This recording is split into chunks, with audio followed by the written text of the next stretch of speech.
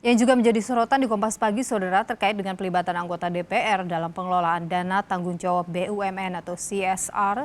BUMN dinilai staf khusus Menteri BUMN sebagai hal wajar. Meski demikian, pengelolaan dana sepenuhnya tetap dilakukan oleh BUMN.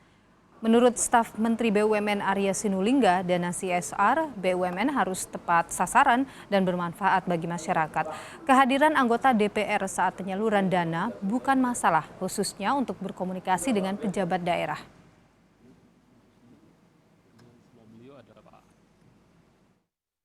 Yang mengerjakan kan kami, mengerjakan kan teman-teman BUMN, bukan dikerjakan kepada teman-teman DPR gitu.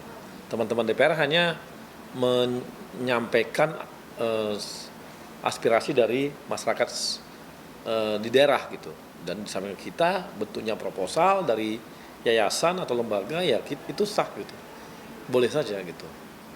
Tapi kan dananya kita yang kelola dan dananya kita yang nentuin.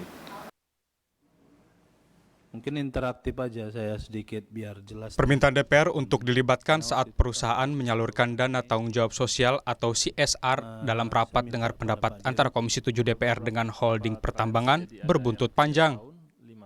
Komisi 7 menilainya sebagai hal yang wajar karena DPR hadir saat BUMN menyerahkan CSR untuk kepentingan warga. Namun menurut pengamat politik Lingkar Madani Ray Rangkuti, kehadiran DPR berarti meminta dana CSR dari BUMN. Ibu Roro. Ini mungkin kalau konteksnya dengan undang-undang tidak ada. Tapi kalau Anda baca dengan kode etik, ya, baca dengan tatib, itu nggak ada masalah. bisa saja. Nggak ada masalah. Di tatib itu kan misalnya, atau apa yang jadi masalah? Misalnya dikatakan masalah? Saya berpuluh kali kasih DPR CSR di lapangan tidak boleh Pemalang, di Pekalongan. mempergunakan kewenangan yang ada pada diri mereka untuk menjatuhkan harkat dan martabat anggota DPR. Nggak ada kita jatuh. Pertanyaannya ada masalah kita itu? ada amanat undang-undang MD 3. Tambah nih yang keempat, harus memperjuangkan rakyat di daerah pemilihannya. Harus memperjuangkan. Betul. Begini, kalau begitu DPR itu boleh nggak bagi-bagi sembako dari bansos itu? Boleh-boleh aja kalau cara berpikir ini. Boleh nggak anggota DPR nanti ikut bagi-bagi uang pendidikan? Boleh aja kalau pakai cara berpikir begini. Kalau begitu, yang mana pemerintah? Yang mana DPR? Kita orang kan tahu udah bolak-balik semua nih. Pelibatan DPR dalam penyaluran dana CSR BUMN juga direspons pimpinan.